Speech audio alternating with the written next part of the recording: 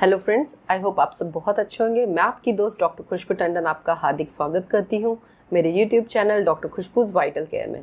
आज हम बात करेंगे मेल इनफर्टिलिटी यानी कि पुरुषों में निसंतानता के बारे में। आखिर क्या है मेल इनफर्टिलिटी, ये समस्या किस हद तक की है, इसके कॉजेज़ क्या हैं, इसे हम किस तरह डायग्नोस कर सकते हैं और अगर डायग्नोस हो जाता है तो इसे हम किस तरह से ट्रीट कर सकते हैं।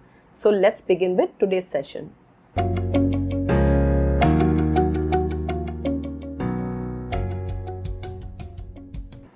दोस्तों, यहाँ मैं आपको बताना चाहूँगी कि कोई भी वैवाहिक कपल यानी कि कोई भी मैरिड कपल 1 साल से ज़्यादा समय तक साथ में रह रहे हैं और वो इस बीच आपसी शारीरिक संबंध बना रहे हैं और वो प्रेगनेंसी की कोशिश कर रहे हैं, पर उसके बावजूद भी अगर वो कंसीव नहीं कर पा रहे हैं तो उस कंडीशन को इनफर्टिलिटी यानी कि निसंतानता कहा गया है।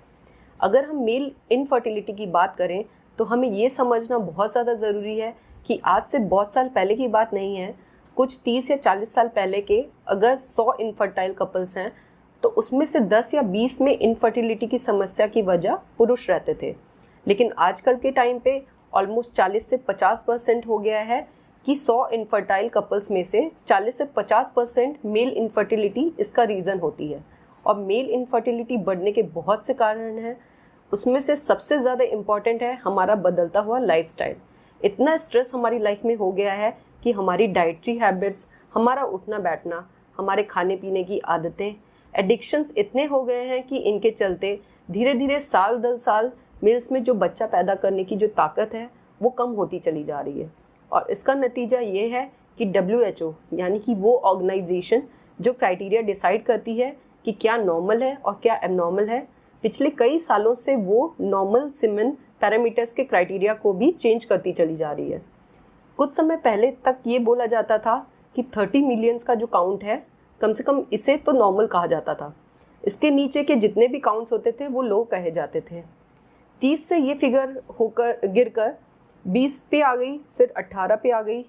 अब कल की सिचुएशन ऐसी है कि हम बात करते हैं कि 15 मिलियंस पर ml का भी अगर काउंट है तो उसे हम नॉर्मल बोलेंगे।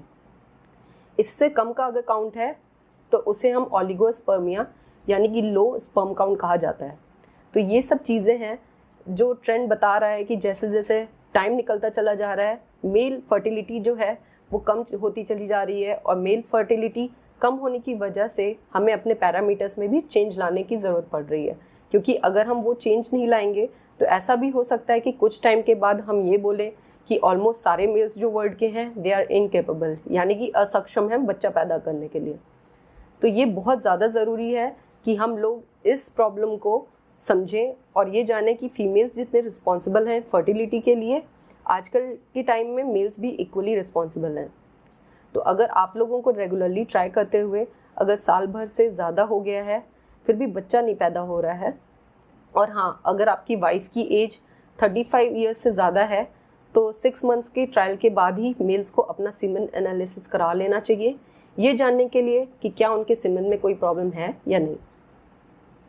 दोस्तों, अब हम बात करते हैं कि कौन कौन से टेस्ट होते हैं जो डॉक्टर आपको रिकमेंड करते हैं मेल्स के लिए। अल्ट्रासाउंड ऑफ स्क्रोटम ये काफ़ी कॉमन टेस्ट है जो कि करवाया जाता है, और इसमें अक्सर आपके डॉक्टर ये देखते हैं कि आपको कहीं वेरिकोसील की प्रॉब्लम तो नहीं हो गई है, क्योंकि मेल्स के अंदर जो उनके टेस्टिस होते हैं उसके ऊपर जो नस सूज जाती है उसको वेरिकोसील कहा जाता है। वेरिकोसील भी एक बहुत बड़ा रीज़न है जो आजकल यंग जनरेशन में इनफर्टिलिटी में देखा गया है। उसी तरह से उनकी जो एपिडिडाइमिस है उसके अंदर भी किसी भी तरह के सिस्ट हो सकते हैं या स्वेलिंग हो सकती है, उसके कारण भी इनफर्टिलिटी हो सकती है। कई बार और दूसरे कारण जैसे कि टेस्टिस की प्रॉपर डेवलपमेंट नहीं होना या ऑर्काइटिस है, तो इन सारी चीज़ों की वजह से अल्ट्रासाउंड भी किया जाता है। फ्रेंड्स, लेट्स सी कि सीमेन प्रॉब्लम्स आखिर क्या क्या हो सकते हैं। तो सबसे पहले जो होती है वो है low sperm count. Low sperm count मतलब जितना सीमेन में स्पर्म की मात्रा होना चाहिए वो मात्रा उससे कम है। तो कम से कम 15 मिलियंस पर ml को हम बोलते हैं कि नॉर्मल काउंट है। अगर इससे नीचे का काउंट आता है तो उसको हम बोलते हैं ओलिगोस्पर्मिया यानी कि लो स्पर्म काउंट। कभी कभी ये काउंट बहुत ज़्यादा कम हो जाते हैं तो इसे सीवियर ओलिगोस्पर्मिया कहा जाता है। और कुछ कंडीशन में सीमेन में स्पर्म्स की मात्रा निल यानी कि 0 होती है तो इसे हम लोग बोलते हैं एजोस्पर्मिया। दूसरी बात होती है स्पर्म की मोटेलिटी यानी कि मूवमेंट। क्योंकि आखिर स्पर्म का मोटाइल होना ज़रूरी है, इसके लिए हमें ये जानना बहुत ज़्यादा ज़रूरी हो गया है कि नेचर का सिस्टम ऐसे है कि फीमेल एग वो तो अपनी जगह पे रहते हैं, लेकिन स्पर्म को अपना जेनेटिक मटेरियल वहाँ तक पहुँचाने की ज़रूरत होती है। और ये तभी पॉसिबल होगा जब स्पर्म में मोटिलिटी होगी, और ये मोटिलिटी आती है स्पर्म में टेल से।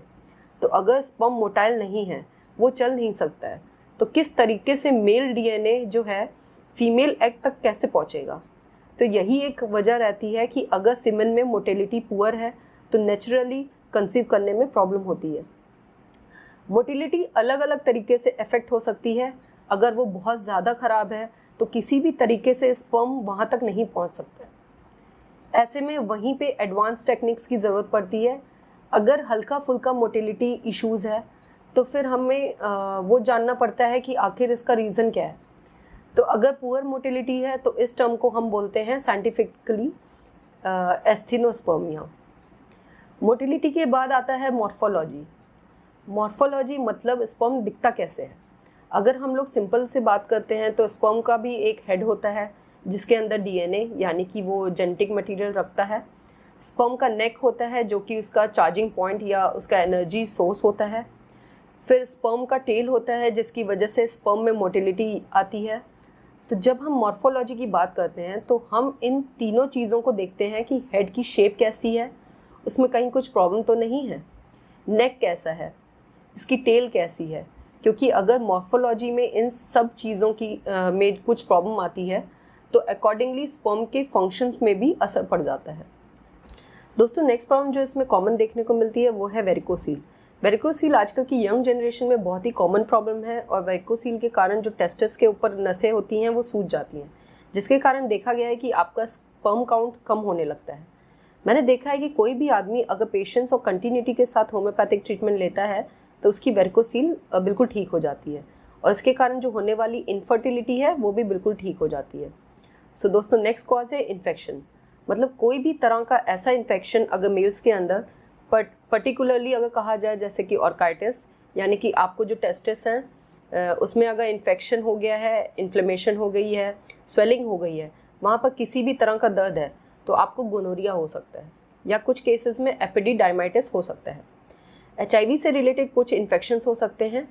ऐसे केसेस के अंदर जहाँ इस तरह के इन्फेक्शन होते हैं उसके कारण देखा गया है कि कुछ लोगों को इनफर्टिलिटी का सामना करना पड़ सकता है। दोस्तों, एक और कॉमन कंडीशन है जिससे आजकल की यंग जनरेशन को सामना करना पड़ रहा है, वो है इरेक्टाइल डिसफंक्शन। इरेक्टाइल डिसफंक्शन यानी कि मेल्स में तनाव की कमी। फिजिकल रिलेशन बनाते समय अगर उनके पेनिस के अंदर प्रॉपरली इरेक्शन नहीं आ रहा है तो नेचुरली उसके कारण भी उनको इनफर्टिलिटी का सामना करना पड़ सकता है। इसी के साथ दोस्तों आपको एक प्रॉब्लम आ सकती है, वो है प्री मैच्योर इजैकुलेशन। ये भी आजकल एक कॉमन प्रॉब्लम है जो कि इरेक्टाइल डिसफंक्शन से एसोसिएटेड है।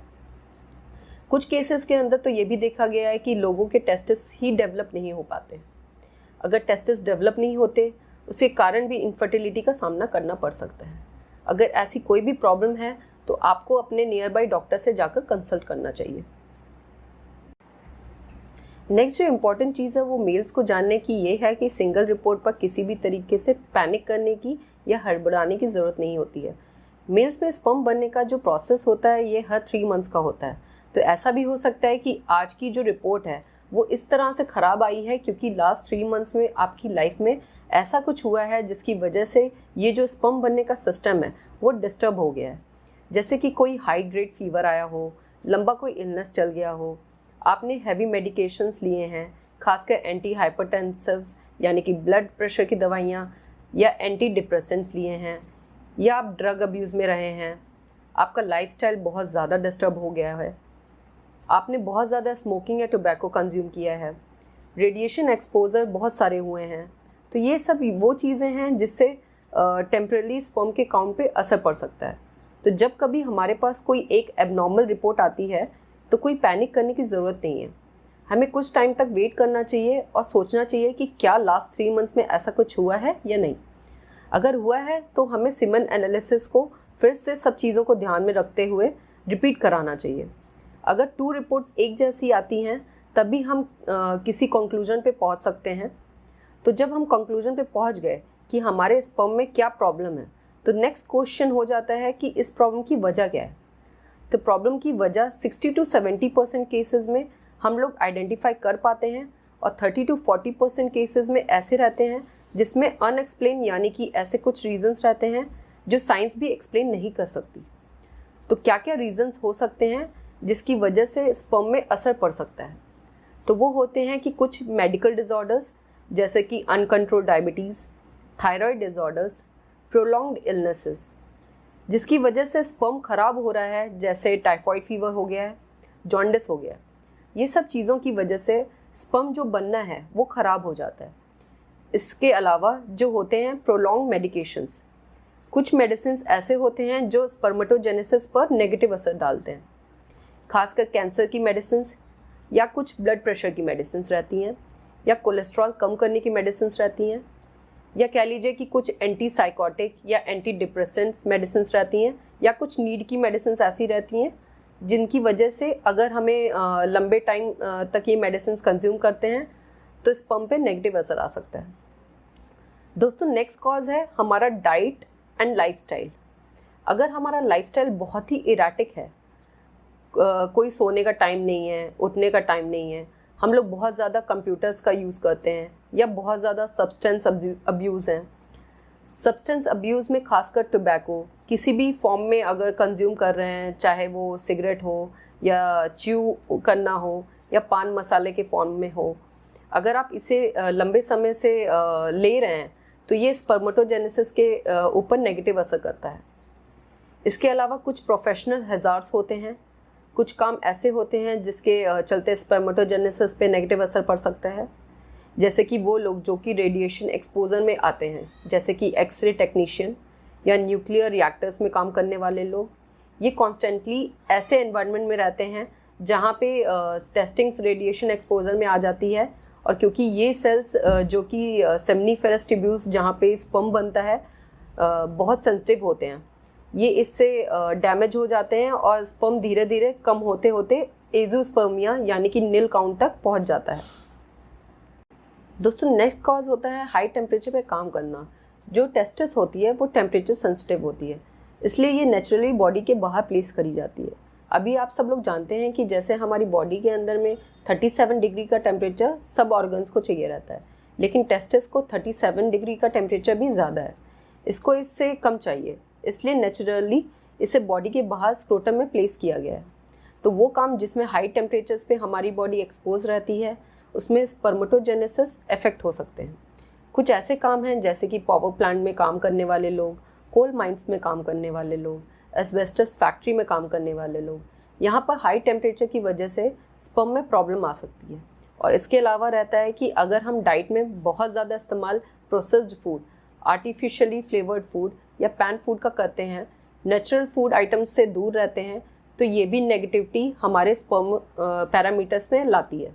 तो ये सब चीज़ें अगर हम लोग आइडेंटिफाई कर पाते हैं तो इनका रेक्टिफिकेशन ईजी होता है, और जैसे ही हम रेक्टिफाई करते हैं स्पर्म अपने नॉर्मल पैरामीटर्स में आना स्टार्ट हो जाता है।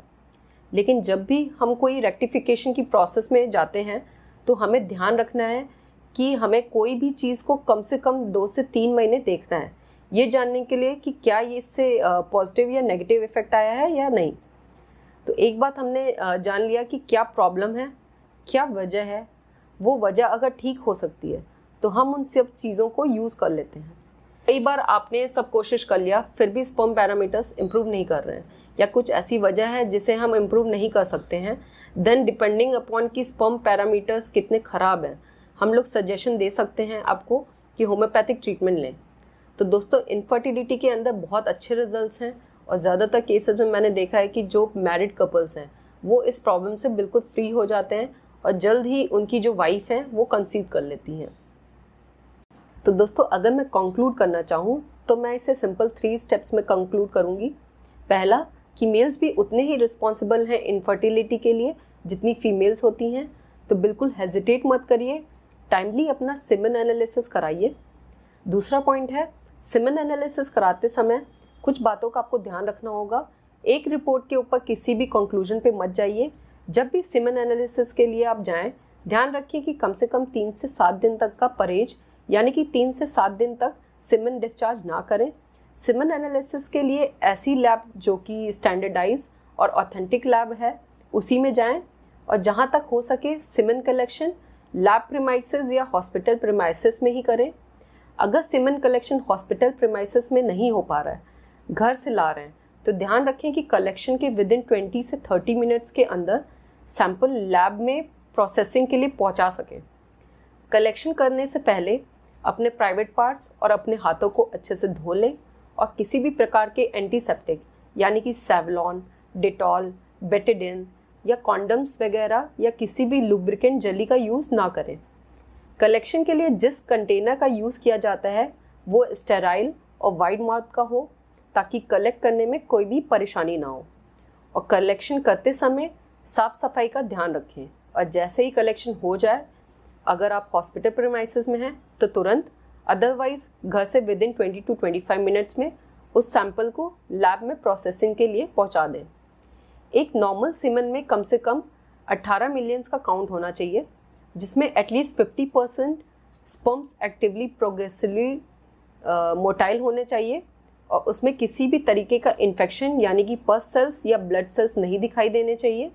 अगर सीमेन लोवेस्ट पैरामीटर को फॉलो नहीं करता है तो ध्यान रखिए कि किसी भी प्रॉब्लम को लेबर करने से पहले एटलीस्ट 2 बार सीमेन एनालिसिस होना ज़रूरी है, और उनमें से एक एनालिसिस एक्सपर्ट लैब में हो, तभी किसी सीमेन को हम एबनॉर्मल लेबल कर सकते हैं। थर्ड पॉइंट इज़, अगर कोई भी प्रॉब्लम आइडेंटिफाई हो जाती है तो जानने की कोशिश करिए कि उस प्रॉब्लम की वजह क्या है, और अगर उसे ठीक किया जा सकता है तो एक डिसेंट टाइम फ्रेम लेकर उसे ठीक करने की कोशिश करें। दोस्तों, अगर आपको डाउट है किसी डिजीज़ या अपनी हेल्थ को लेकर तो आप मुझे कमेंट सेक्शन में कमेंट कर सकते हैं। मैं आपको आपके क्वेश्चन का आंसर देने की पूरी कोशिश करूंगी। दोस्तों, मैं उम्मीद करती हूँ कि आज जो हमने इनफर्टिलिटी पे बात की है आपको काफ़ी इन्फॉर्मेटिव लगी होगी।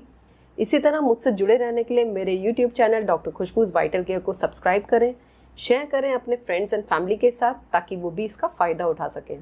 अभी के लिए अलविदा लेती हूँ, फिर मिलेंगे हेल्थ से रिलेटेड किसी और इन्फॉर्मेशन के साथ। Thank you for watching this video.